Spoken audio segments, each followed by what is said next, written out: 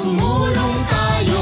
Gawin na po ang karapat-dapat na maging laging handa.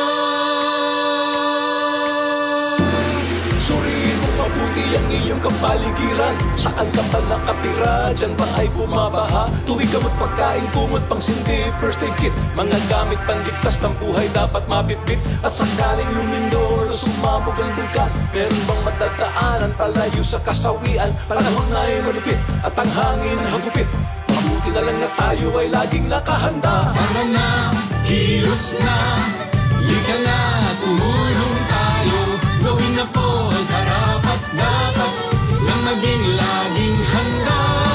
Tara na, kilos na, lika na, tumulong tayo. Gawin na po ang karapat-dapat na maging laging handa.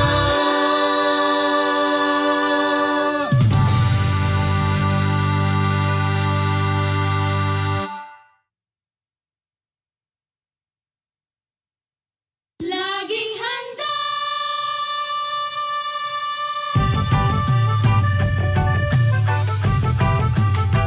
Laging handa!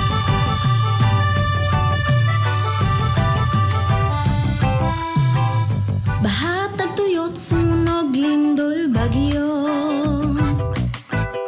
mga kalamidad na likas sa ating mundo. Napapahamak ang buhay at kabuhayan, kaya naman kailangan ng paghandaan. Maging handa, maging alerto,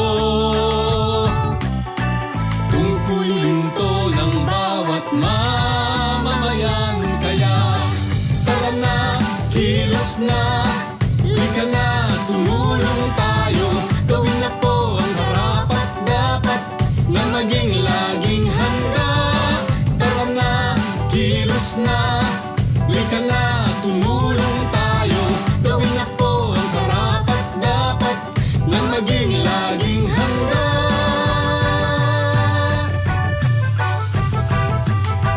Laging handa.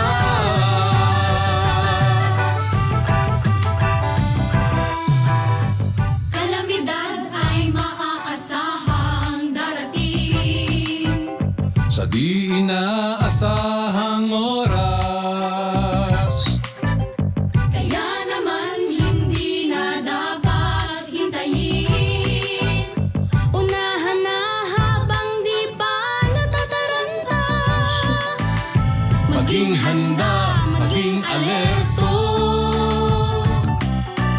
tungkulin to ng bawat mamamayan. Kaya tara na, kilos na, lika na, tumulong tayo. Gawin na po ang karapat.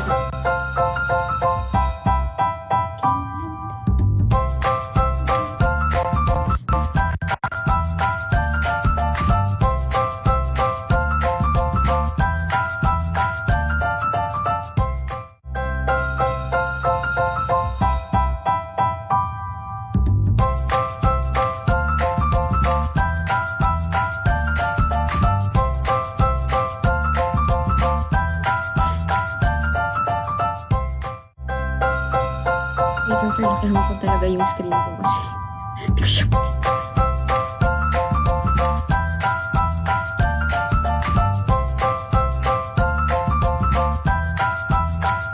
Magandang araw po sa ating lahat. Ngayon po ay kalibing siyam ng Hunyo 2020. Ngayon din po ay ang araw ng kapanganakan ni Dr. Jose Rizal. Kung siya po ay nabubuhay ngayon, siya ay 159 years old na. So yan po ang ating trivia sa kasaysayan. Biyernes na naman po ng umaga at sama-sama tayo sa ating Wellness Check series.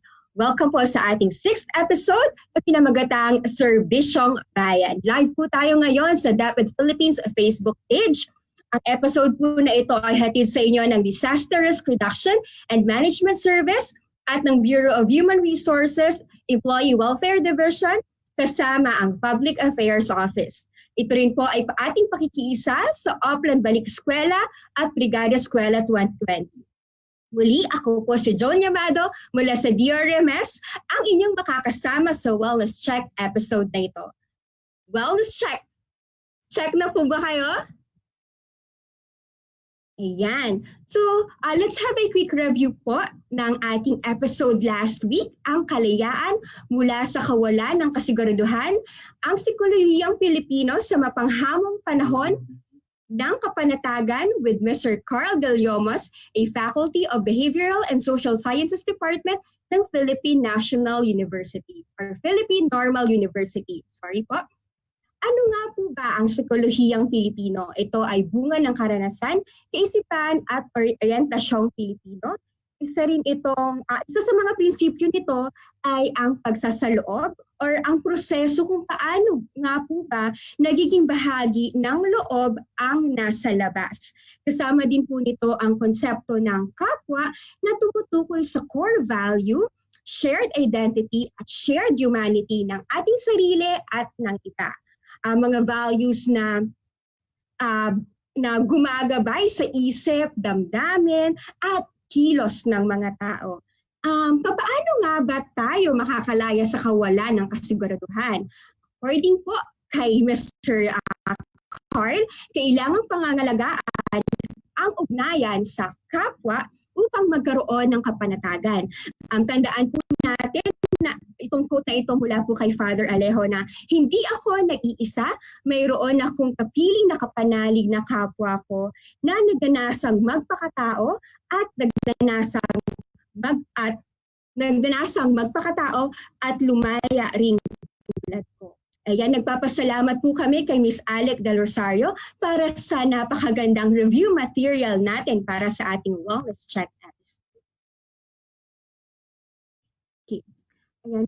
Before po tayo magsimula sa ating episode ngayong umaga, ito po ang ating wellness check reminders. Kung meron po kayong mga katanungan, please feel free to share them through the comments section following the format po na nasa inyong screen. Ilagay po ang inyong pangalan po ng inyong rehiyon, division, or ng inyong eskwelahan at ang inyong tanong para po kayo ay ma-acknowledge. Magpo-provide po kami ng evaluation form pagkatapos po nitong ating webinar para naman po matulungan nyo kaming malaman kung ano pa po ba ang mga relevant topics na pwede nating ibigay sa wellness check episodes natin at kung paano pa po natin mas mapapaganda ito. Sa mga nagtatanong po, magbibigay po tayo ng Certificate of Participation, kaya ugaliin po natin sagutan ng evaluation form. Ibibigay po natin ang mga Certificate of Participation sa October pagkatapos po ng ating Wellness Check series. Ayan, at syempre po, ito pong Wellness Check episodes natin ay ating palaganapin. Sabihin po natin ito at i-share sa ating mga kasama sa DepEd. Every Friday po at 9 a.m. always tuned in at DepEd Philippines Facebook page. Okay, check na check po ba yun mga kasama natin sa DepEd? Pwede po ba akong makahingi dyan ng check na check? Okay, so ayan, ang episode po natin ngayon ay interesting. Dahil malalaman natin kung ano nga ba talaga ang tungkuling ginagampanan ng mga national government agencies, lalo na po ngayong nasa gitna tayo ng pandemya ng COVID-19 at ang mga response efforts na ginagawa upang malabanan natin ang COVID-19 at kung paano ba tayo bilang bahagi ng komunidad ay makakahingi ng tulong para sa sarili o para sa ibang nangangailangan. Makakasama po natin si Binibining Crystal Eunice de la Cruz. Siya ay kasulukuyang Secretary Coordinator ng CRC Coalition or Civil Coalition on the Convention on the Human Rights of Children at Local Program Manager ng Young Southeast Asian Leadership Initiative. Civic Engagement Professional Fellowship. Isang collaboration sa pagitan ng United States Embassy at ng University of Montana at Weigel Incorporated. Siya rin ang dating project director ng Voice Philippines Linking Learning and Facilitation Grant at OIC Executive Director ng Union of Local Authorities of the Philippines or ULAP. Sa kasalukuyan, kinukompleto niya ang kanyang Master's Public Administration na may specialization sa Regional Administration and Local Governance sa University of the Philippines, National College of Public Administration and Governance or UP and CPAT. Magandang Magandang umaga po, Miss Nice. Magandang umaga, Joanne. Maraming salamat Kamusta po ka? sa inyong napaunlakan. napaunlakan. Mabuti po, kumusta rin po kayo, ma'am? Okay naman. Excited mag-share. Opo, Opo, sige po, ma'am. Kasama po Kasama natin po ngayon natin ngayon ang ating mga kaguruan at mga non-teaching personnel ng Department of Education. Yes. Thank you very much po sa inyong oras para mag-attend nitong ating session this morning. At sana ay marami tayong matutunan at maiuwi sa ating komunidad. Okay, proceed na ba ako, Joanne? Yes po, Miss Nice. Okay, sige. Magandang umaga sa lahat, especially po sa ating manonood around the country. Nakikita ko po ang inyong mga comments ngayon. And sana po, meron po tayong kaunting oras lang, 20 minutes. So, ang ating session ngayon ay I really tried to make it very simple and very relevant and practical na magamit natin. Yan. So, muli po, next slide. Ako po si Nice at ako po ang magbabahagi ngayon. Ako po, tinuturing ko po ang sarili ko na student and learner in life. Hindi ko po itinuturing ang sarili ko na eksperto dahil ang feeling ko po ay lahat tayo ay marami pang pwedeng matutunan para mas mapabuti yung ating mga sarili. Marami na po akong experience working with national and local governments, and then I am a very vocal youth leader. So gusto ko pong maibahagi sa inyo yung aking mga experience and learnings from that. Yan, next slide. Okay, so ano yung mga matututunan natin today? As explained, tinry ko po talaga to make it very easy to understand kasi alam niyo naman po, sa government, meron din po kasi tayong mga kasamahan na hindi naman galing sa government agencies. And pag gumamit kasi tayo ng government jargons, baka ma-overwhelm yung iba at mahirapan umintindi. So 3 bagay lang po ang gusto nating pag-usapan ngayon. Number 1 is power and democracy. Yung pag-acknowledge na tayo as individuals, meron tayong power. Meron tayong political power. Ang challenge sa atin is to claim it and to maximize that political power. Hindi lang siguro sa ating mga kaguruan, kahit yung mga kabataan na ginagabayan at tinuturuan natin, kailangan ma-acknowledge din nila yan. Number 2 is understanding my government. Very important na meron tayong understanding or at least we exert effort to actually understand kung ano yung experience naman ng ating gobyerno, ano yung mga mandato niya, mga proseso niya, pondo, 'di ba?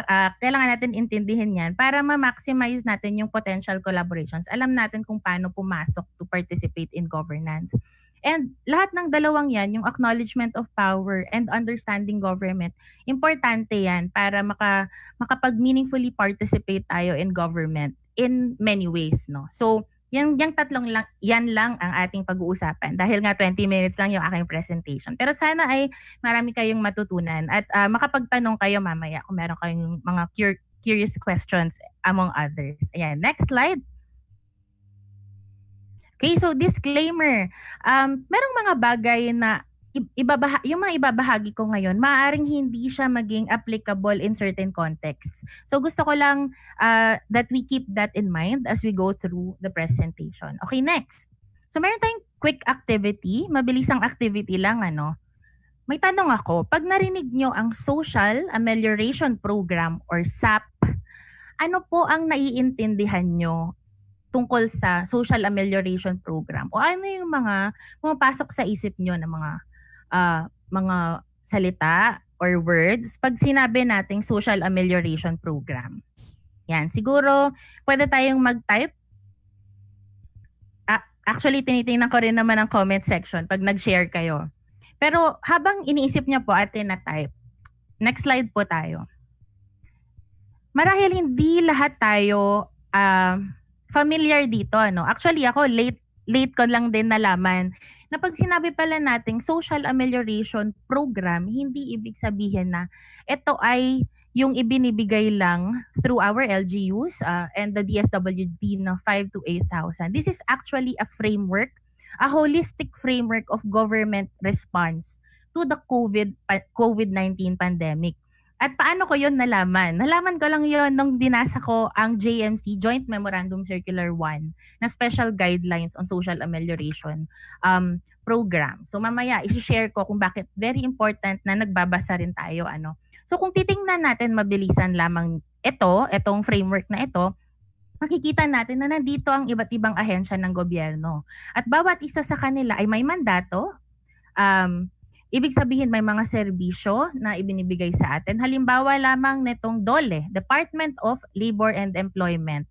So basically, ang mandate nila ay yung mga nasa private sector. Kasi alam naman natin, nasa public sector, CSC yan, civil service, yung civil service natin. So sa DOLE, meron tayong binibigay na tupad o yung tinatawag nating tulong pangkabuhayan na temporary wage employment para doon sa mga informal sector people na nawalan ng trabaho dahil sa COVID. Ito very familiar yung mga nasa private sector, yung camp.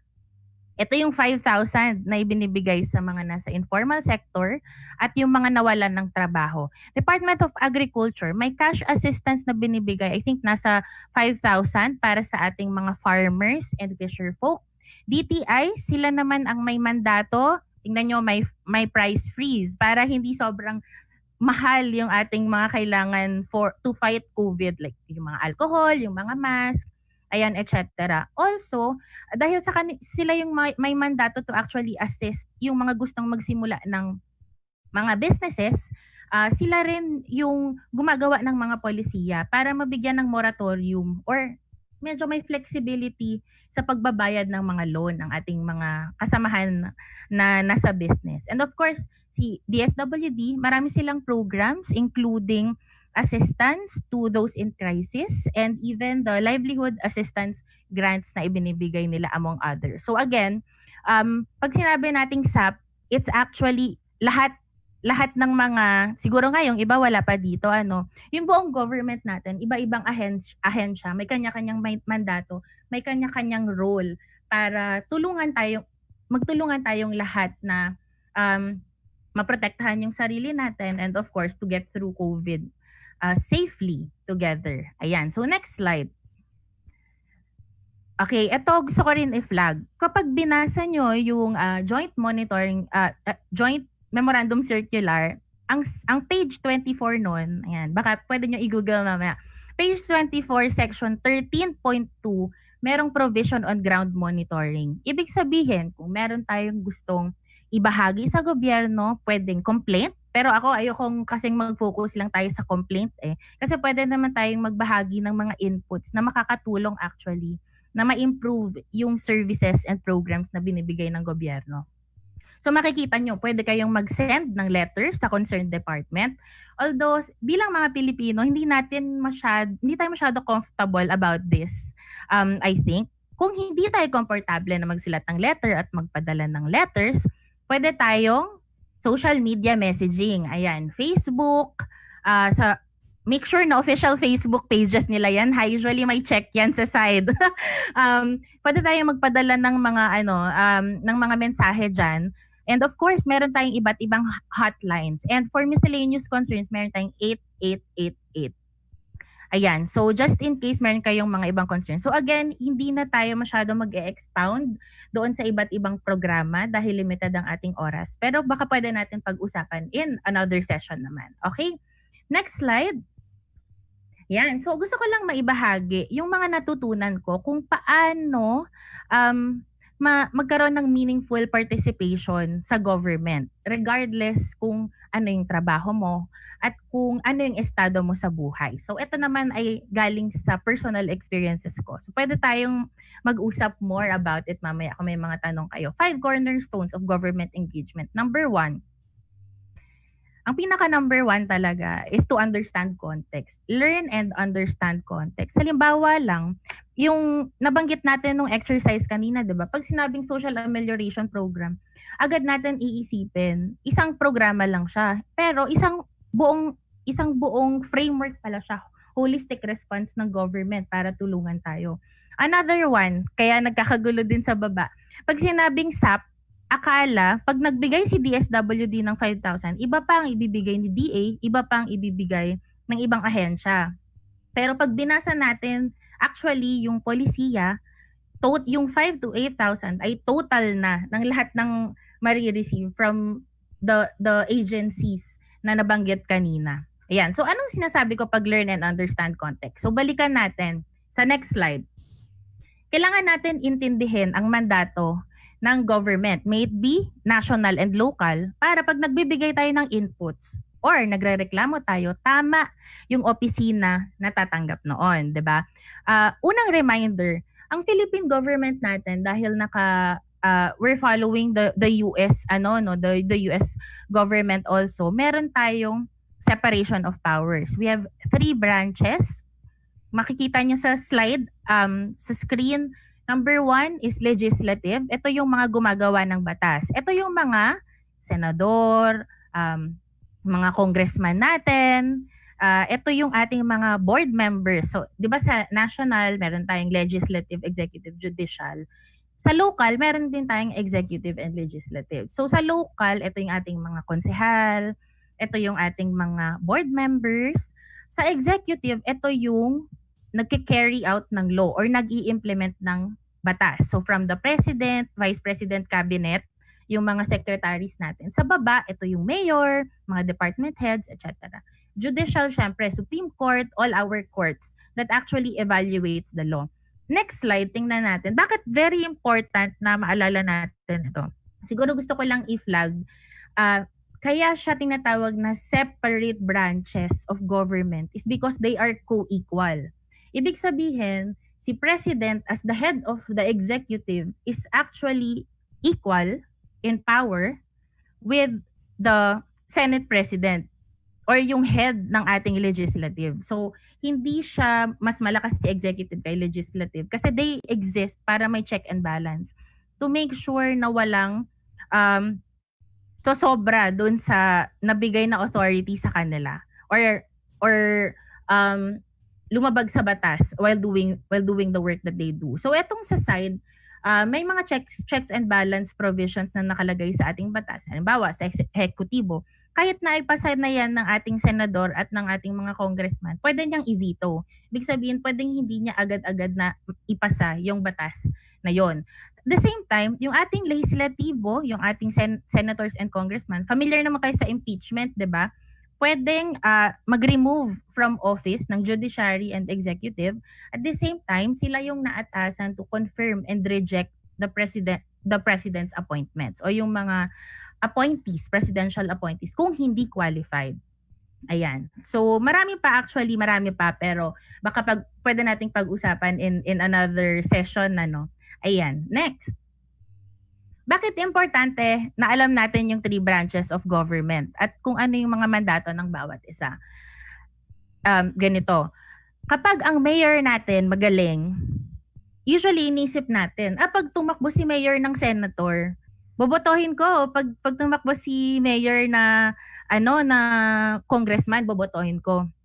Kailangan natin isipin na ang skill sets or knowledge at mandato ng ehekutibo, ibig sabihin yung ating mayor, iba sa demands ng paggawa ng batas. So pag gumawa ng batas, dapat syempre may understanding ka of the processes and the laws at magkukonsulta ka dun sa mga maaapektuhan ng batas. Compared to the implementer or yung executive na siya yung gumagawa ng mga programs and services at nag-i-implement ng mga batas na naipapasa. Siguro ito mas relevant, mas madaling intindihin. Halimbawa, hindi ka pinapasok ng security guard. Magagalit ka sa security guard. Pero, sasabihin ng security guard, "Ma'am, sumusunod lang po ako sa polisiya na ginawa ng aming manager." Ibig sabihin, you're barking at the wrong tree. Minsan, ginagawa natin yan. Galit na galit tayo sa mayor natin. Pero actually, sinusunod lang ng mayor natin ang mga naipasang batas sa legislative. Minsan, national yan. Yan. So, kung meron tayong problema sa polisiya, siguro sa restaurant or something, hanapin natin yung gumagawa ng batas, gumagawa ng polisiya para tama yung kausap natin at magawa ng paraan. Okay, next. Yan. Kailangan din natin isipin pag nag-a-approach tayo sa government, lalo sa local, syempre galing akong ulap, so advocacy ko talaga to. Kailangan natin intindihin na may mga batas sa national, say for example, sa Congress at sa Senate na nagbibigay ng mga programs and services at ang mag-i-implement ay local. Pero walang pondo na kasama. Yun yung tinatawag na unfunded mandates. At bakit siya important? Next slide. Kung kayo ang mayor at meron na kayong 100% budget, sabihin natin 2019, ubos yan, 100%. Biglang may ipinasang batas ang Senado at ang Kongreso. Oh, mayor, eto additional na implement. Saan ka kukuha ng budget, 'di ba? Usually, kung unfunded mandates yan, wala kang pagkukunan sa national. Another thing na kailangan i-take into consideration pag nagla-lobby tayo is the zero-sum framework. Ano ibig sabihin? Kapag nasa education sector ka, bawa, yung kain mo sa pie ng budget ay 16.11%. Sabi mo, Mayor, Vice, kailangan po namin ng mas malaking budget. Kailangan nasa isip natin, kapag nadagdagan, bawa from 16.11 to 18%, ibig sabihin, kukuha tayo ng part ng pie from the other sectors, from the other interests.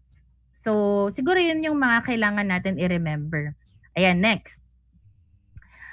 Next is the importance of co-creation. Naalala niyo yung first slide ko on acknowledging that we have political power as citizens and as Filipinos. Yan. So, ang ipapakita ko sa inyo ay ang ladder of power. Natutunan ko to sa Voice nung nagkaroon kami ng capacity development training sa Cambodia. Tingnan natin. Next slide. So, ito yung ladder of power. Ako, ang challenge ko, dahil very vocal ako, hindi ko alam kung minsan reklamador na ba ako or gusto ko lang talagang magbigay ng feedback para mag-improve yung mga bagay-bagay, di ba? So, ito yung parang naging guiding principle ko since then. Lahat tayo may ideas, thoughts, and feelings. And normally, gusto natin yung i-express. Now, when we talk about decision, the decision can be, yes, I will express it, or no, I will express it. The act and the decision of not expressing it is also a decision. And tingnan natin, if we take control and we express it, sabi pa nga dun sa training, usually kasi, when you express it as a wish or a request, mas malaki ang percentage actually na mabigyan tayo ng na mapakinggan tayo. The other side, ito, minsan nangyayari to sa ating mga Pilipino. Hindi tayo nagsasalita, pero marami tayong expectations or assumptions. Ay, hindi ako magsasalita, mag-i-improve naman yan, magiging okay yan.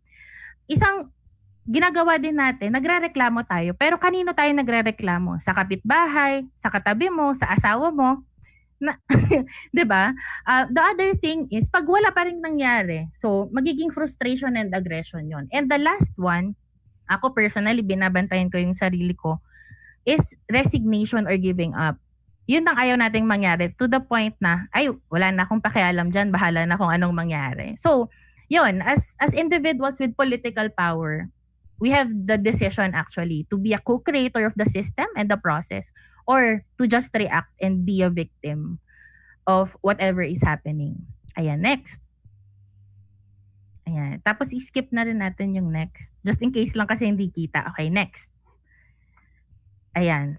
So, next slide. Ayan. So, the other thing to remember is being strategic. So, kung alam na natin yung konteksto ng gobyerno and we have decided to actually help, we said yes, ito yung mga kailangan nating i-consider. Next slide. Sabihin na natin na puzzle ang mga nangyayari sa government, no, process.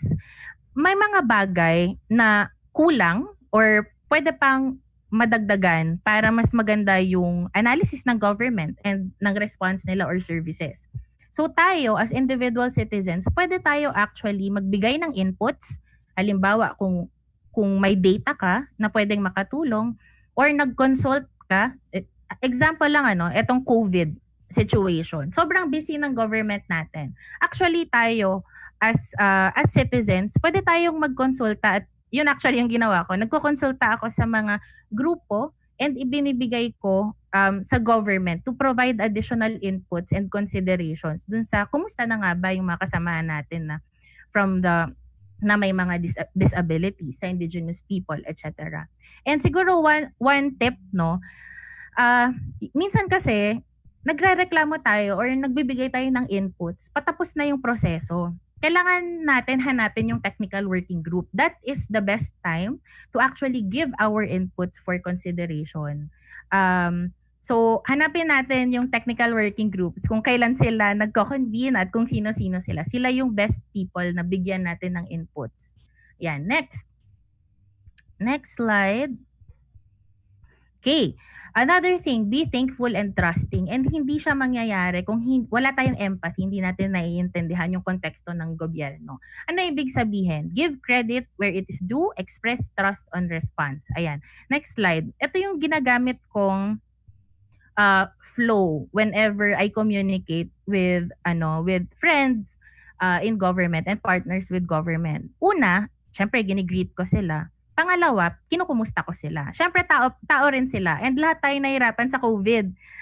Sample sila Joanne, baka ilang araw na rin silang walang tulog sa DepEd, 'di ba? So lahat tayo nahirapan. So alam mo 'yun, parang the simple thing to greet and to check in, kumusta po kayo. The next is maraming salamat po, naiintindihan ko po na mahirap ang mga ginagawa nyo, pero maraming salamat sa inyong mga ginagawa para matulungan kami at ang bansa. Gusto ko lang po sanang makatulong.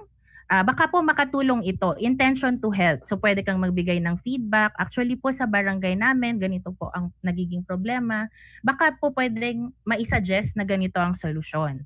And lastly, ito, mamaya mas i-highlight ko siya. Kailangan ng message of trust, of proactive and good response. Yung nakikita nyo na sa baba ng power ladder, yung parang wala ka ng pakialam, nangyayari siya kapag hindi mo rin nararamdaman na ina-acknowledge ng government yung effort mo to reach out and to appreciate. I think lahat naman tayo ay nakaka-relate doon. So it's also important that we trust that government will respond to us. Pero alam natin na hindi naman yun parating nangyayari. So tingnan natin siya sa mga susunod na slides. Okay, next slide. Intention. So mabilisan lang. Every time that we give feedback, whether it is a complaint, input, policy material, data, let's always ask ourselves, what's your why? Bakit nga ba gusto kong magreklamo? Bakit nga ba gusto kong magbigay ng input? Bakit nga ba gusto kong mag-participate sa governance? And that should always be, next slide, that should always be to make things better. So if ang konteksto ng lahat ng ginagawa natin ay gusto nating mapabuti ang mga bagay-bagay, gusto nating mapabuti ang sistema for everyone, everything will be better. At susunod na yung mga previous tips na binigay ko. Okay, next. Next slide. Ayan, gusto ko lang i-emphasize before we end, no, patapos na rin naman tayo. One of the things that I really keep in mind is the feedback loop. Paminsan, pag nagrereklamo tayo, nagfo-fault find tayo. Sino yung may kasalanan, sino yung kailangan parusahan, etc., etc. Pero baka minsan, lalo siguro if we're giving feedback, let's look at it in a systems perspective. Ibig sabihin, ang tanong, paano ba mai-improve ang system as a whole for all of us? So ito yung mga kailangan natin i-remember, no? Tayo as citizens, meron tayong power, meron tayong political power. And pinapahiram natin ang political power natin actually sa mga representatives na hinahalal natin. Yung mga government officials, kung naalala niyo yung first slide ko, yung power nila emanates from the power given by the people. And of course, the government in general. So things that we should remember. Number 1, genuine representation. So again, tayo ay may power as citizen sa left side. Pinapahiram natin yung power sa ating mga representatives or official. Pero kung siya ay representative ng ating komunidad o representative ko, it will only be genuine representation if ang representative na hinalal ko ay nagkokonsulta sa akin at sa komunidad na nire-represent niya. At the same time, nagre-report back sa nire-represent niya. So, that's very important, genuine representation. Number 2 is direct channels. Kung hindi nagiging genuine representative ang ating mga inihalal in office, we actually have the option to directly communicate with the government agencies or entities na meron tayong concerns. Number 3 is the capacity to close the loop, and with that is the issue of relationship of trust and mistrust in government. So, a trusting relationship between government and its citizenry is very important. Bakit? Kung ikaw, minsan kasi, sige magreklamo ka or magbigay ka ng feedback, baka ma-acknowledge ng government. Ang ayaw nating mangyari, sabihin ko, ay hindi naman sila makikinig sa akin. Ay wala namang mangyayari. Ay wala nang pag-asa. So we don't want that. And for that to happen, government also needs to have that capacity to close the loop or to respond. Ibig sabihin, at the very least, to acknowledge, thank you, thank you, sir. Thank you, ma'am, for sending your inputs. We will consider it moving forward in the process. The best case scenario, babalikan nila kayo kung ano yung mga actions. And lastly, is if this will only be very helpful if we demand for the best programs, services, and laws for all of us. So, very important na maalala natin yon na since all power actually emanates from us as individuals, we should demand and hold accountable yung mga binigyan natin ng power or pinahiram natin yung political power natin as individuals. But again, let's go back to intention. With the intention of making things better for all of us. Ayan. And lastly, yan, it's my last slide. Just a quick reminder na don't feel na you don't have a choice. You always have a choice, and not making a choice is a choice. Ayan, so just a reminder that you always have communication channels, letters, policy papers, emails, hotlines and calls, messages via social media, and even chika with a friend or chika with a friend's friend. That's at times it's actually more effective when we use our network and our relationship to give feedback. Ayan. So, that's basically where I end. Madami pa sanang magandang pag-usapan, but we have limited time, but it's actually my advocacy that that we be able to share in a more in simpler terms, in simpler ways, government systems para mas nagkakaintindihan tayo moving forward. And I think that's one of the things na kailangan natin ng more effort to understand each other para pwede rin tayong magtulungan ng mas maayos at mas epektibo. Ayan. So, yun lang, Joanne. Maraming salamat po, Miss Nice, no, sa inyo pong presentation, sa inyong very nice presentation. Madami tayong nalaman, no, tungkol sa ano ba talaga yung ginagawa ng ating pamahalaan, no, para malampasan natin ang pandemyang nararanasan natin ngayon, at nagkaroon din tayo ng review sa ating political science subject, no? Talagang yung mga branches of the government, yung principles of check and balance, parang nadala ako nung ako'y nasa college. So dapat hindi natin kinakalimutan yon, dahil ang ating ang mga nagsiservisyo sa atin ay dapat maging accountable po talaga, no, sa kung paano nila ibinibigay yung serbisyo sa mga mamamayan.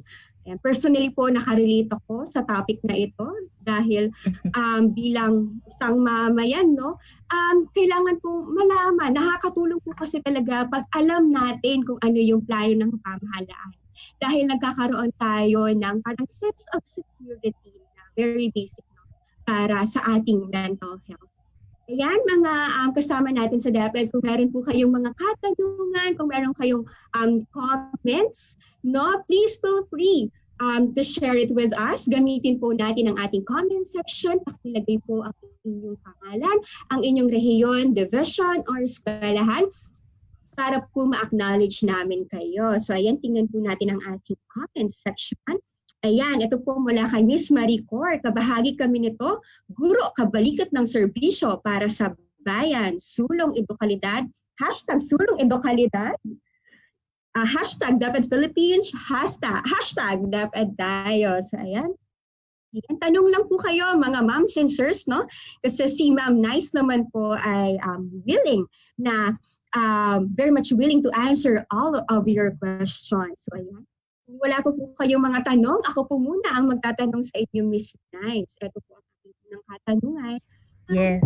May mga tungkol po ito sa sa response ng ating mga ahensya ngayon. Mayroon tayong COVID. Ano nga, may mga factors po ba na nakakaapekto sa bilis ng pagtugon ng mga agencies at LGUs sa mga issues at pangangailangan po ng publiko? Mhm. So, actually maraming factors actually gusto ko nga sanang isama sa slide na even before COVID came in, sobrang dami nating plano, may budget tayo for disaster, 'di ba?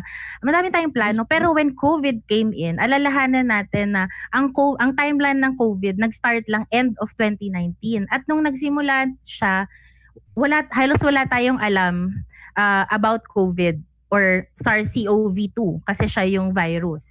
So, yun ang number one. Kasi, kumbaga, may kalaban ka, pero hindi mo kilala yung kalaban mo, hindi mo alam yung strengths ng kalaban mo, hindi mo alam yung weakness. So, we had to adjust as we discover more about the virus.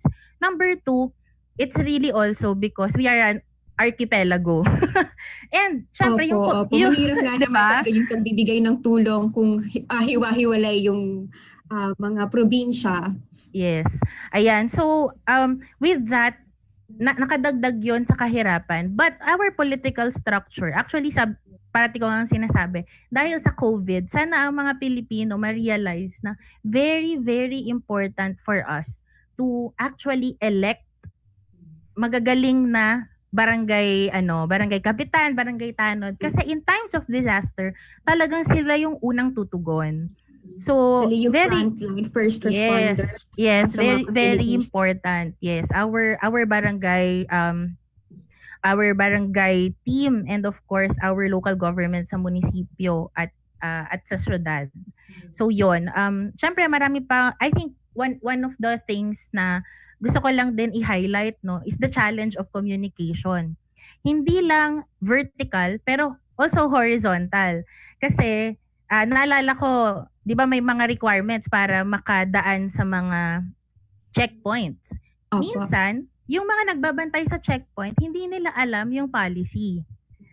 Also, so meron tayong challenge in terms of communicating across the agencies at pababa yung mga implementers mismo. So it's also very helpful kung tayo as citizens, we know and we are able to share that information. Ako actually may dala-dala akong IATF resolution nung ECQ. Para mas madaling makipag-usap, 'di ba? Kasi may papel kang dala. So yes, Joanne, yan ang aking may share. Okay, thank you very much po, ma'am. So ito naman po, ano po yung ugnayan ng iba't ibang ahensya ng gobyerno sa pagbibigay ng serbisyong bayan? Sorry, paano yung question? Ano po yung kaugnayan po sa isa't isa ng iba't ibang government agencies para po sa pagbibigay ng serbisyong bayan? So, yung interconnectedness po ng mga yes. Oo. Actually, ang government natin, we actually implement a whole of government approach. Ibig sabihin, hindi pwede na, may COVID, o DOH, you do your thing, DA, you do your thing, etc. That's precisely why meron tayong interagency task force on the COVID pandemic. Kasi interagency siya, nandun yung iba't ibang ahensya para clear ang direction and holistic ang response. Kung maalala nyo dun sa slide sa framework, kanya-kanya kasi may mandato 'di ba? So, halimbawa, Department of Agriculture, siya ang merong mga programa para sa ating mga fisher folk and farmers. And also, nababantayan din ng bawat isa in terms of programs baka this particular sector medyo hindi natin na-address yung concerns nila.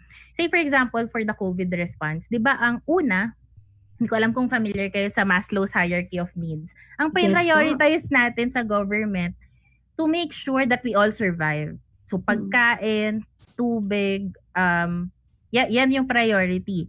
The next, kung naaalala nyo, yung next set of interventions ay more on security, economic, So yun na yung meron tayong mga loans para sa mga SMEs, yung extension ng pagbabayad ng mga loans nila, price freezes, etc., etc. So, yes, kailangan they really have to work together. Siguro ano lang, ako personally, ang hinahanap ko lang talaga is for us to automate already. Kasi kung babasahin nyo ang joint memorandum circular, nakalagay doon, in totality, dapat ang isang family makatanggap lang ng 5 to 8,000 pesos across all agencies. And dapat lahat ng agencies nagdo-double check ng kanilang mga databases ng nabibigyan. But we do it now manually. So it's very difficult. And minsan dun din nagsa-start yung problem kasi syempre may mga households na doble, triple na bibigyan, merong hindi pa nabibigyan. Okay po. Thank you po, Ma'am Nice. No, ito, yung tanong po ni Mr. Virgil Sumera ay may relasyon din yun sa sagot nyo. No? Kasi tanong niyo po, Ma'am, sa subsidy po sa agricultural sector para sa mga magsasaka po, ano po ba ang qualifications para makakwalified sa 5K ayuda? Nakadepende po ba yun sa laki ng sinasaka? So, Ma'am, pwede po ba natin kayang ibigay na i-recommend dito kay Sir na i-check po ang Department of Agriculture page? Alam po kaya, Yes. no, ma'am?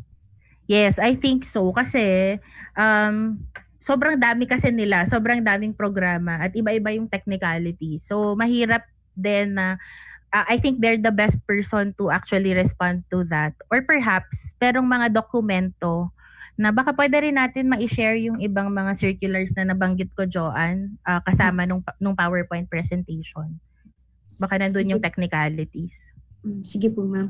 And sa mga kasama po nating nanonood ngayon, no, siguro po pwede rin tayong magtanong po sa ating mga LGUs, no? Particularly sa mga ahensya po or sa mga department po sa ating mga munisipyo na may hawak po ng concerns. No? So for example po, itong may kinalaman sa agricultural sector, maaaring makatulong po sa ating ang ating municipal agriculturist office. Or kung may kinalaman na po ito sa DSWD, no, yung ating municipal social worker department naman po sa ating mga munisipyo. So talagang mahalagang alam talaga po natin, no, yung mga ahensya mapa national level hanggang local level. And siguro ano din, Joanne, no, parang as an advice lang, Sige it's pa. better talaga na may document ka or written policy or guidelines. Kasi minsan, nagkakagulo din tayo. Tatawag ka sa hotline. Si person 1 ang sasagot, ibang set of requirements ang sasabihin. Pag tumawag ka ulit, person 2 ang sasagot, ibang set of requirements ang sasabihin. So, ako personally, I really look for the actual documents para guided ka and you also don't waste your time if you get the wrong information as well. Ayun. So parang kailangan maging responsableng mamayan din po tayo, no? Alamin po natin yung mga polisiya ng ating pamahalaan na pinapalabas kasi napaka-importante po nito dahil makakatulong ito sa atin. Ayan, meron din po dito mula kay Miss actually ito po ay sagot sa tanong nyo kanina, Miss Nice. Mula po kay Miss Lizelle Jane Ancheta Spiritu. Tungkol po ito sa SAP. So ang sabi po niya, ang SAP ay aid for those who are in the depressed members of the communities. Ma'am, pagdating naman po sa SAP, kasi na-mention ko na din kanina, bakit po magkaiba yung amount ng SAP na natatanggap ng isang individual? Kasi ito po ay 8,000, sa ibang lugar po 5,000, sa iba naman po 6,000. Actually, kung titingnan natin yung polisiya for SAP, no, ang nakalagay doon, it's computed based on the minimum wage rate ng mga regions. So if we look at the special guidelines for it, may table talaga siya na nakalagay kung magkano yung SAP na expected per household. So say for example, NCR, daily minimum wage is 537 pesos, kaya 8,000 ang expected sa mga nasa NCR. Yan. And then ARMM or Caraga, 320 pesos. Ang daily minimum wage in pesos. So, ang expected for sa Caraga per household is 5,000 pesos. So, it's actually in the JMC. And we can Google it. May access tayo doon. Yes.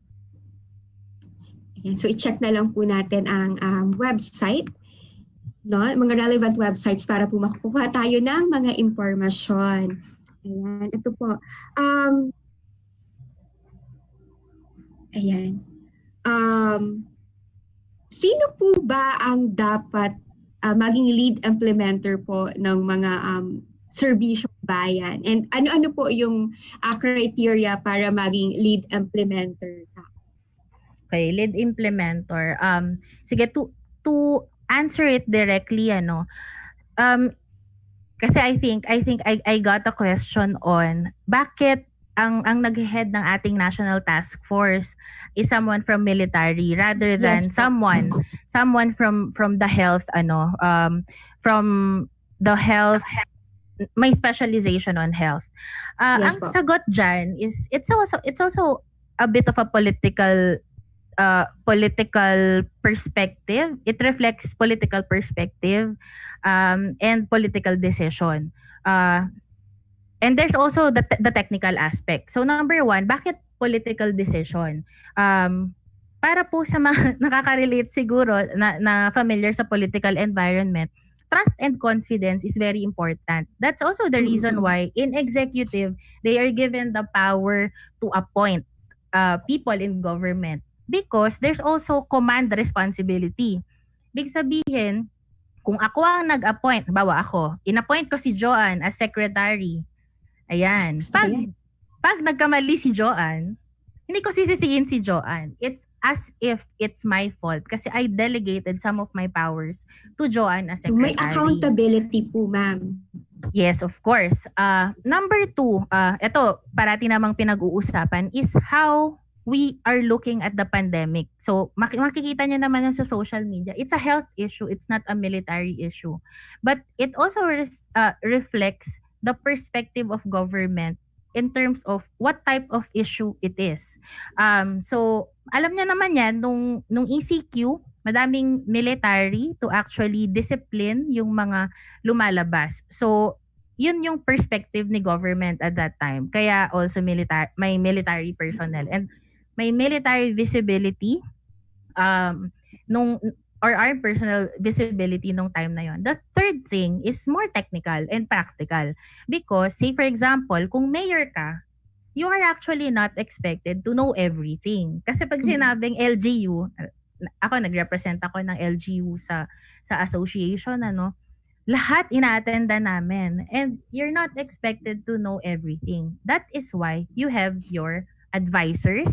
That is why you have your department heads. So for example, sa IATF, ang ginagawa nila, every now and then, they invite a group of health professionals or sabihin natin health scientists to actually provide resource persons. To actually provide data and recommendations to them. So I think yun yung three things that we can consider kung bakit ganun yung nangyari sa COVID response natin. Okay po.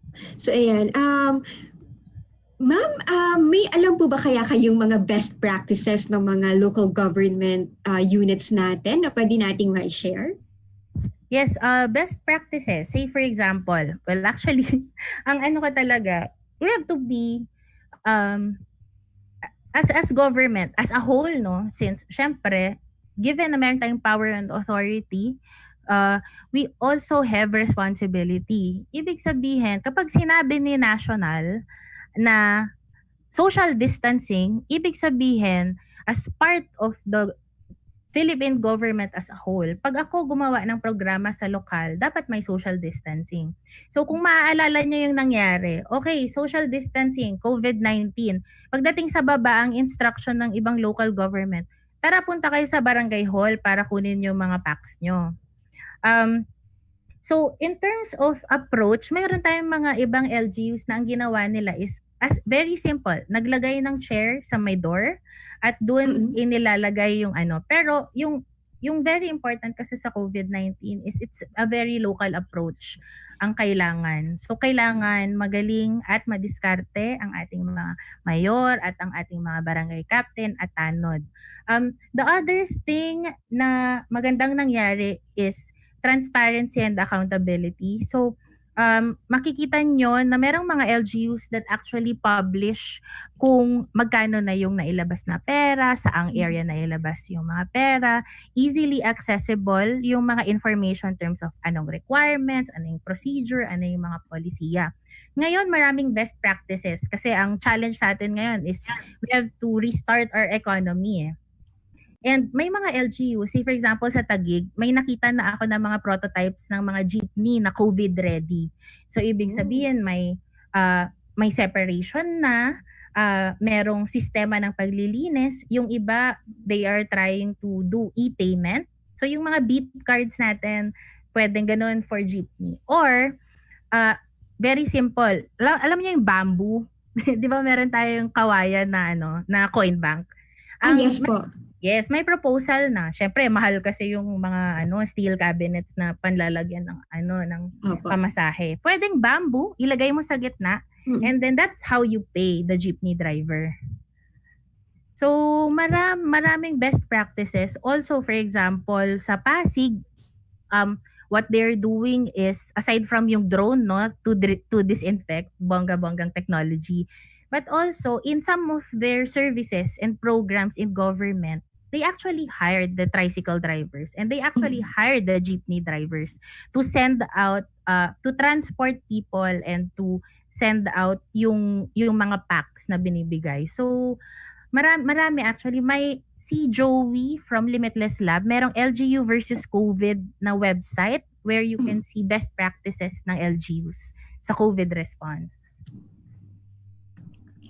Thank you po, ma'am. No, ayan. Actually, nakakita din ako noon ng mga yung mga relief goods from the barangay, no, na kahit nakalagay talaga po yung nakalista yung mga laman ng relief goods, pati presyo, napaka-transparent. Yun nga, yung fostering trust between people and its government. Minsan, it starts very simply, just being transparent to us. Kasi syempre, alam mo naman, yung political power natin, we lent it to them, pero hindi ibig sabihin na wala tayong responsibilidad tumulong, no, when I say that.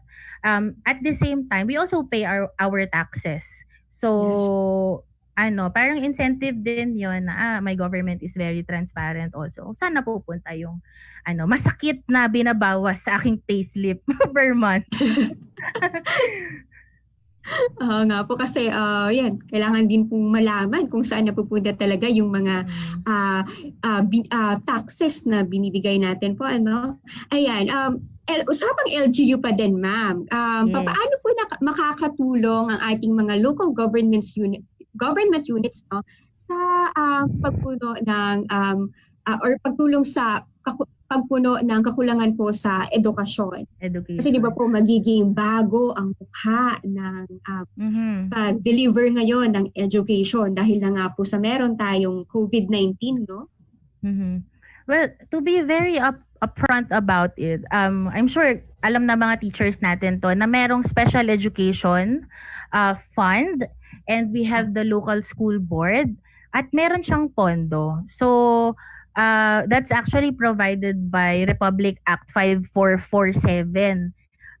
So, doon, di ba, may pondo. Meron din siyang mandato. So, pwede siyang mag-allot ng funds for it. Pero at the same time, kasi I remember nag-attend ako ng local school board meeting. We're also advocating for it to be evidence-based pagdating sa saan ilalagay ang pondo, and kung ano yung mga requests na i-grant. So, sino yung mga nakapaloob sa ating local school board? So, merong 5. Ito yung mga pwede nyong lapitan kung meron kayong mga suggestions. Specifically ngayon, na blended learning ang advocacy ni DepEd, diba? So, yes, a mix of online and offline to make sure that everyone is inclusive. So, in case may nakita kayo na hindi pa rin nare-reach na sector ng mga ng mga kabataan na nag-aaral, pwede kayong magbigay ng suggestion at impormasyon sa inyong local school board. So, ang inyong superintendent ay part ng local school board. Siyempre, ang inyong mayor ay part ng school board or a representative of your mayor. Meron ding representative dyan ang legislative. Bakit? Kasi ang legislative o ang inyong vice mayor, councilors, board members, sila ang nag-a-approve ng budget. So, kailangan nandyan talaga sila. Treasurer and ito, representative of, I'm not sure kung lahat ng locality merong ganito. Pero may provision ang batas na a representative of the League of Parent Teachers Association is actually part of the local school board. So, please do check your local school boards and your special education funds. Baka meron pa tayong pwedeng magamit na pondo at makapagbigay ng inputs and ng suggestions para ma-address yung education concerns natin sa locality. So, sama-sama talaga, tulong-tulong lahat. Ayan, sama-sama, tulong-tulong para po malabanan ang COVID-19 talaga. Yes. So ayan, sa dapat naman po, ayan, sa distance learning, pwede po yung printed modules, radio, TV, and online at combination or mix po nito, no? So yan, malaking tulong po talaga ang ating local government units, no, para ma-deliver po itong distance learning education natin ngayong panahon to.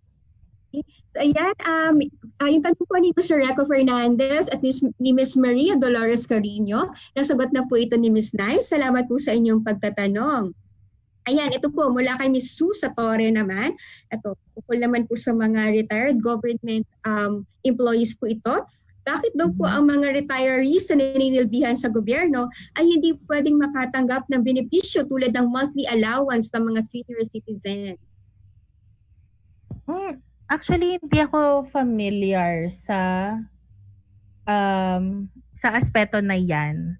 Pero pagdating sa ayuda dun sa COVID-19, listed naman ng ating senior citizens and even the PWDs as kapag miyembro kayo ng house, kasi 'di ba per household siya.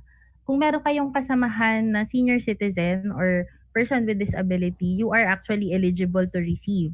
Yung monthly allowance for retired, kung nasa batas siya, then it is against the law na hindi kayo nakaka-receive. So, baka pwede natin i-check or kung meron kayong older persons organizations.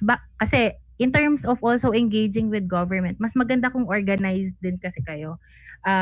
So that mas malakas din yung boses nyo at pwede nyong mai-push talaga na makuha nyo yung kailangan na nare-receive ninyo as per provided by the law or the ordinance in your locality. Thank you po, ma'am. Ito po, comment mula po kay Mr. Virgil Somera ulit. Importante po talaga ang transparency sa guidelines sa bawat programa ng bawat sektor ng government. Nagkakaroon po kasi ng iba't ibang konsepto sa programa or iba't ibang interpretasyon sa programa. So yan, kaya kailangan po talaga yung information dissemination sa lahat po, no, ng sektor. Kasi naman po ay kailangan talaga ng lahat at makakatulong para mas maintindihan ng bawat isa yung programa po ng pamahalaan. May I add to that, Joanne? Sige lang po. Kung titingnan natin, again, in a systems perspective, feedback loop, hindi enough na government is transparent and open actually to information. It is important that people actually use the data and information na nilalabas ni government. Otherwise, sa dami ng priorities ni government, kung hindi naman pala natin ginagamit yung in-effort nila na ilabas at gawing transparent, hindi natin binabasa, hindi natin ginagamit, hindi siya magiging priority. Alalahanin natin, kailan pa ako nasa government? Nung nag-open data tayo, lahat ng data na sa open data website. Nung tiningnan ang usage, sobrang baba. So, ang nangyari, na-scrap out yung website. Kasi ibig sabihin, although it's a best practice, it's a good practice, there's a question on usability, yung value for money and resources of government. So, very important na we also respond to that best practice as citizens. Para, sulit yung resources ni government and ma-prioritize din siya. So dapat po two-way po talaga ito, no. Mm.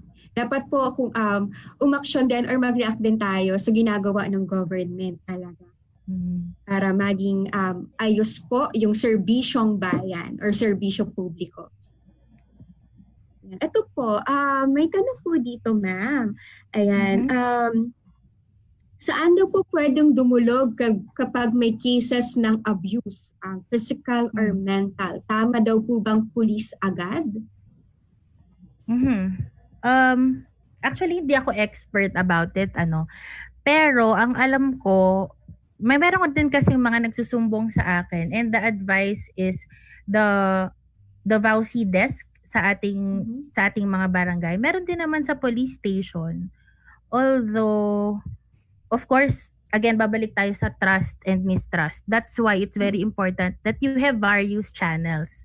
At kailangan mag-effort ka din na alamin kung ano yung mga channel. So, pwedeng sa barangay, pwedeng sa police station na VAUSI desk. Meron din tayong mga hotlines, di ba, Joanne? Sa iba't ibang agencies and even sa local government units. So, it's very important that we know our options, we know our channels to communicate. And kung may issue man na hindi nagtatrust in a certain office or in a certain institution, please know that you have other options for cases na ganon. Ayan, thank you po, Ma'am Nay. So ito po, paano naman po tinutugunan ng mga ahensya ang mga mental health related problems at may serbisyo bang binibigay ang mga ahensya ng gobyerno dito? Actually, madaming mental health services, no? Yung hindi lang government agencies, maraming private sector and even professional associations na nagbibigay ng ganung mga services.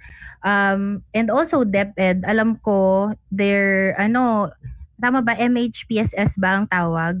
Madami silang booklets, marami silang resources. Etong webinar series. And then, I'm not sure if you have a hotline, Joanne, pero I see na maraming hotlines na pwede mong tawagan if you just need someone to talk to, or even for professional advice pagdating sa mental health, care of some associations of health professionals na eksperto din doon. Okay. Thank you po, ma'am. Okay, yun nga po nasabi niyo, Miss Nice, no? Isa po sa mga sa ating po sa Department of Education, ito pong Wellness Check series ay isa sa mga programa natin na may patungkol sa mental health and psychosocial support services. Meron din po tayong Stronger from Home episodes to every Tuesday and Thursday para po sa inyo. At para na rin po to inform everyone na rin po, meron po tayong COVID-19 microsite, no? Ito pong, makikita niyo po ito sa DepEd Philippines website. Meron po dong link for COVID-19. Nandun po lahat ng mga issuances na may patungkol po sa mga polisiya ng Department of Education at ng iba pong mga national government agencies. Meron din po tayong link doon for psychological first aid na pwede niyo po ma-check. Madami. Oo, kailangan ako. Yes, ayan. Miss Nice, ito po. Siguro ito talaga yung importante, no? Ano naman po ang maiaambag ng publiko sa ikatatagumpay ng serbisyo publiko? Ano ang maiaambag ng publiko? Ano po yung mga maiambag natin? Kasi di ba po parang nauso ngayon, no? Ano ang ambag mo? So, ano po yung pwede nating maiambag? Ako personally, kasi may mga discussion kasi na bakit nagbabayad ka ba ng tax mo para mag-complain. Meron kasing issue of inclusion doon.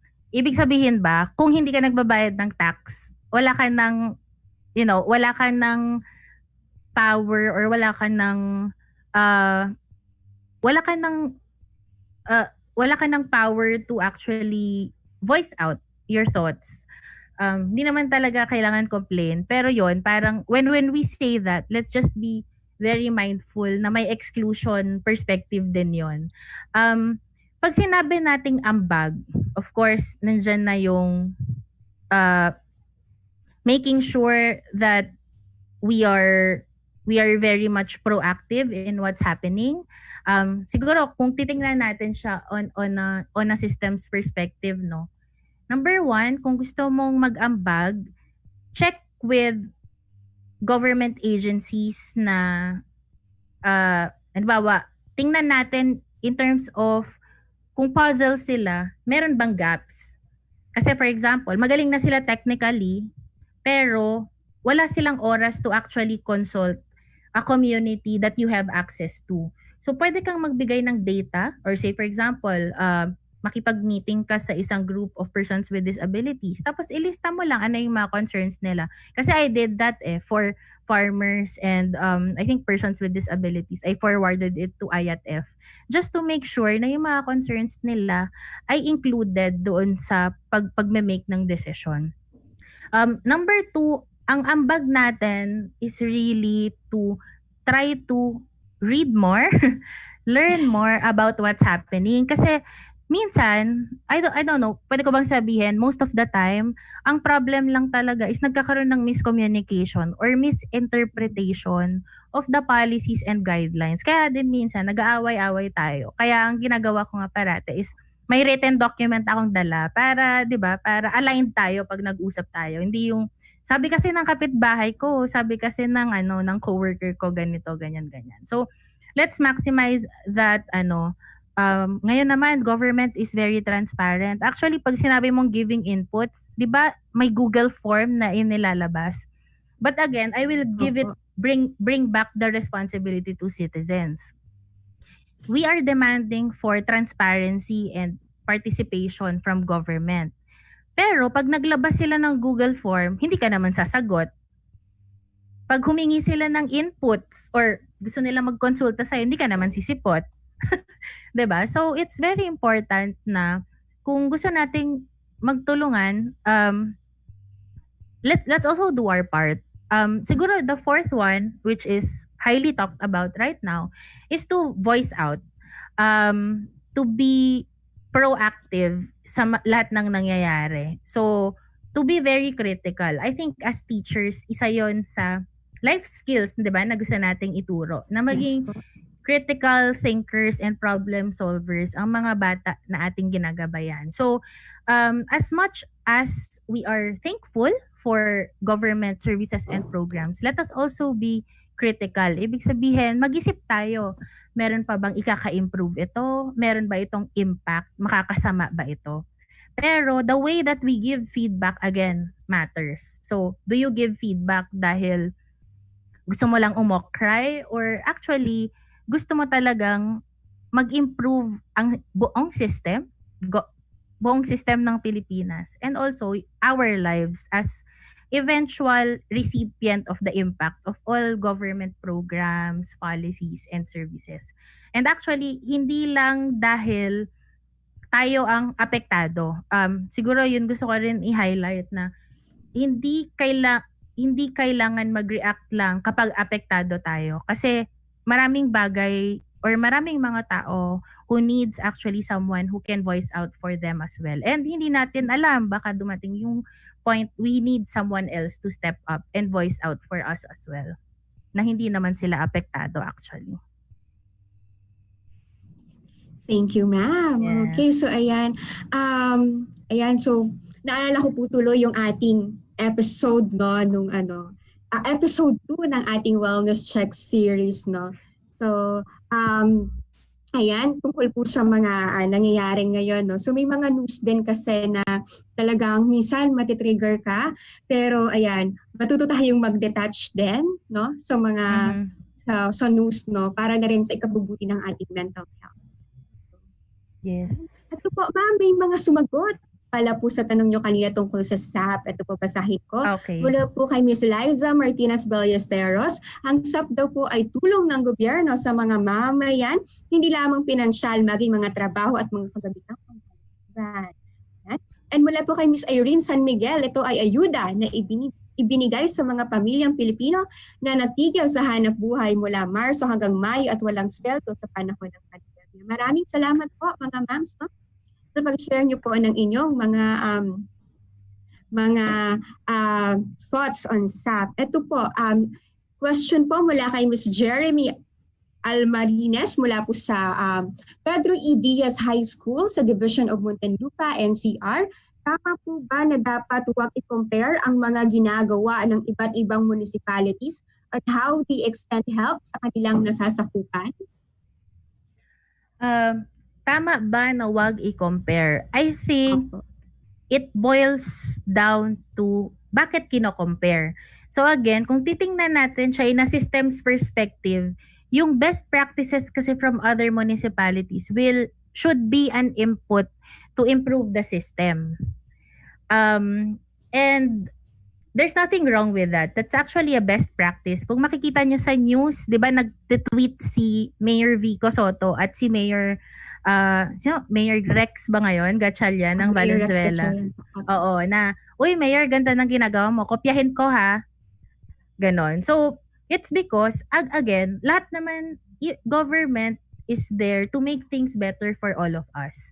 Now, yung concern on, minsan nga nagiging balakid pa yung, maganda ba yung ginagawa nila? Gawa tayo ng mas maganda sa atin or gawa tayo ng iba na mas maganda or i-rebrand mo lang siya. So, I think there's wisdom in learning from experiences of other municipalities, especially because there's an advantage to that. Kasi kung halimbawa, Municipality 1, ginawa nila yung programa, marami silang mali at marami silang natutunan. Ibig sabihin, kung si Municipality 2 will take over from improvements, from those mistakes, lesser risk, lesser resources ang masasayang for Municipality 2. Kasi when we say best practice, it's an evolution already from learning from mistakes and perhaps mga problema na napagdaanan nung programs na yan. So when you look at it on that perspective, kung makakatulong ng bongga sa munisipyo nyo, di ba? Why not? Okay. Thank you po. Ayan, check po natin. Okay, so ayan, Miss Nice, wala na po yata tayong tanong mula po sa ating mga manonood, no? So ayan, siguro po, pwede po ba kami humingi ng mensahe nyo na lamang po para po sa ating mga viewers ngayong umaga, ma'am? Yes. So before we end, no, thank you very much for the opportunity, and sa mga nakikinig din, it's an honor to be able to share this with you. Siguro ang huling habilin ko lang, it's very important to acknowledge yung first slide ko talaga, that we inherently have political power. Meron tayong power. Kailangan na lang i-claim natin yung power na yon. And when I say power, hindi power na magiging very assertive ka or mang-aaway ka.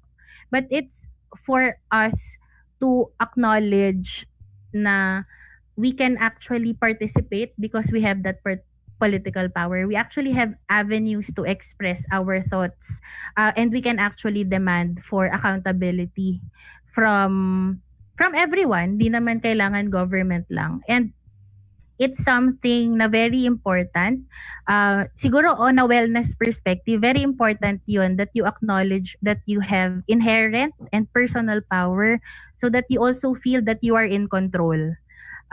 You are in control. Sabi nga ni Joanne kanina, the decision to actually choose the news you read, the decision to actually react to things that you choose to react, and the decision not to react to those things is a decision. So again, I hope that everyone acknowledges that we are all powerful in our own rights. Hindi natin kailangan ng cape, hindi natin kailangan ng maraming pera for that.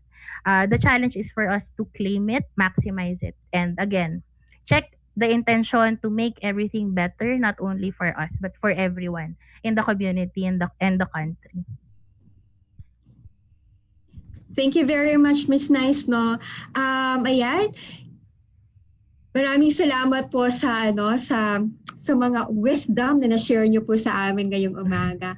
Yan, naway tayo po ay maging kabahagi ng mga gawain ng ating pamahalaan para po sa ikabubuti ng lahat, no? Ayan. So, may kapangyarihan po tayo, katulad nga ng nasabi ni Miss Nice, no? meron tayong kapangyarihan na our own, right? So, alalahanin po natin na tayo po bilang mga mamayan ay may responsibilidad po sa ating pamahalaan.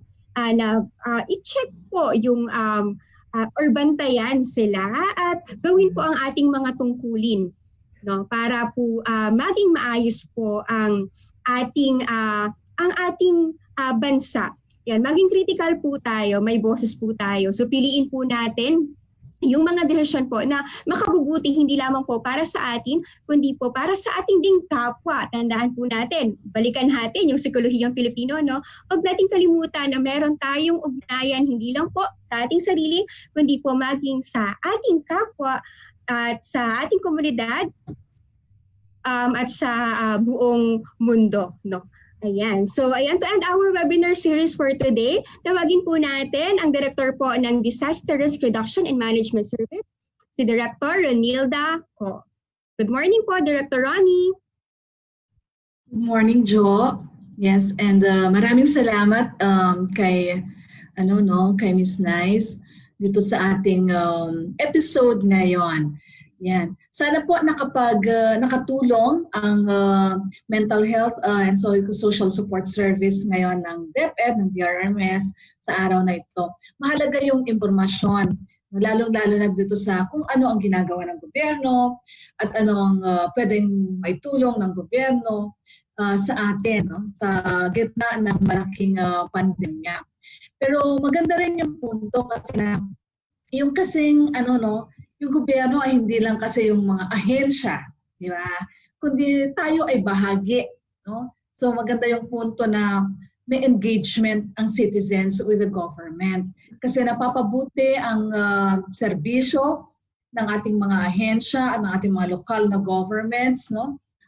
Kung tayo ay may ugnayan, no? Active, proactive tayo. We engage government, we account government, no? Kasi sabi nga ni Ms. Nice, hirap naman din minsan, di ba? Nagtatanong ka, maraming complaints, no? Pag magtanong ka, walang sumasagot sa'yo, parang ang haba ng katahimikan. So parang kailangan din po talaga para maging yung bansa ay tunay na umaandar, no? Functional talaga ang ating bansa, no? Ay kailangan merong ugnayan na healthy, no? At yung ugnayan na yon ay kailangan merong talagang kumbaga hindi lang yung nag-act, no, from the end of na nagbibigay ng ayuda, pero doon mismo sa klase ng ayuda, sa information, sa transparency ay meron tayong engagement, no? So sana po nakapulot tayo dito ng mga impormasyon para mapaigi natin yung ating kaalaman sa mga ginagawa ng gobyerno at ng ating mga lokal na pamahalaan. Kasama na din po yung ating pwede na mga entry points, no, for engaging government, no? Lalong-lalo na very challenging po itong sitwasyon natin ng pandemya. Itong ginagawa natin ay isang forma ng pangangalaga kasi ang impormasyon ay mahalaga. Kasi kung mali-mali, di ba, lahat teoretika o kaya wala kang impormasyon saan hihingi ng tulong, di ba, o saan pwedeng maghain ng complaint o kaya ng mas mabuting naiisip na pamamaraan. Kung hindi naman tayo, sabi nga ni Ms. Nice, no, hindi lang naman iisa. May various options po tayo na pwedeng i-engage, no? Pag tayo ay gusto nating mapabuti ang ating mga kalagayan bilang isang bansa, bilang magkakapatid, bilang mga Pilipino. Kasi ito ang panahon ng pagtutulungan. Ito yung panahon na kailangan natin na actively seek, no, yung ating contribution, no, hindi lang ng gobyerno, para tayo bilang mamamayan, saan din ba tayo pwede na mag-contribute sa ikabubuti, no, ng ating bansa, ng ating mga kapatid mismo. So we hope that itong wellness check ngayong Friday ay isa na namang bahagi ng ating pagtulong, no, na sana ay naliwanagan tayo at maging, sabi nga, no, we have powers, no, iba-iba lang Iba-ibang antas, iba-ibang levels, but we are not powerless. We have powers. We have extent of powers that we can use, no, as citizens, no, to engage government, to actively engage government. Okay? So, yun po. Maraming salamat at magandang araw po sa inyong lahat. Happy weekend rin sa inyo. Sana ay maging mapayapa ang kalooban at kaisipan natin at sana ay kumilos tayo para sa ikabubuti ng ating bayan. Salamat po. Thank you very much, Director Ronnie, Ms. Nice, Ms. KZ, and sa lahat po ng nanonood sa ating Wellness Check series ngayon. Naway ang episode po natin ngayon ay nakatulong talaga sa atin para mas maintindihan ang ginagawa po ng ating pamahalaan sa national level hanggang po sa local level upang malaban ang epekto ng COVID-19. Ayan, huwag po natin kalimutan, meron tayong power, sabi nga ni Ms. Nice at ni Director Ronnie. Ayan. Okay, so ayan, stay tuned po every Friday at 9 a.m. sa Dapat Philippines Facebook page para po sa ating Wellness Check series. So ayan, Wellness Check, na-check pa po ba kayo? Ayan, kung nais nyo pong malaman ang mga susunod na topic po ng ating Wellness Check series, pumunta lamang po kayo sa http://deped.in Wellness Check. Ayan po, capital W at capital C po yan. Dito rin po nyo po ma-access ang kopya ng mga presentation ng ating mga past episodes.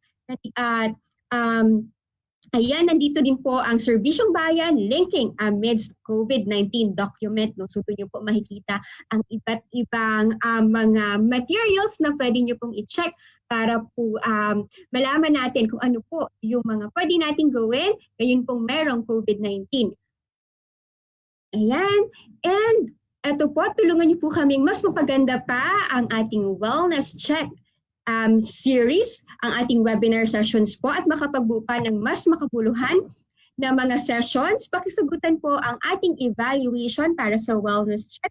Punta lamang po kayo sa deped.in Wellness Check Eval. So kung meron po kayong mga hawak ngayong cellphones, pwede nyo pong scan ang QR code po na makikita nyo sa inyong screen ngayon. Ayan, samahan niyo rin po kami sa iba pang mga programa ng DepEd para po sa ating mental health and psychosocial support services upang malampasan po ang pandemyang nararanasan natin ngayon. Every Tuesday and Thursday po at 9 a.m. meron po tayong Stronger from Home series para po sa ating physical, fitness at nutrition. So ayan, marami na po akong nakita nito ng mga nag-share ng kanilang mga Stronger from Home stories sa ating Dapat Philippines Facebook page. At every Tuesday at 4 p.m. po, ang ating buklatan, ito po ay isang storytelling sessions po on child protection. At Thursday po ng 4 p.m. din ang ating OKK Tambayan para sa ating pong mga secondary school age learners natin. And ito nga po, every Friday at 9 a.m. ang ating Wellness Check series. Nais din po namin kayong imbitahan sa ating susunod na Wellness Check episode na kung saan pag-uusapan natin ang tungkol sa addiction.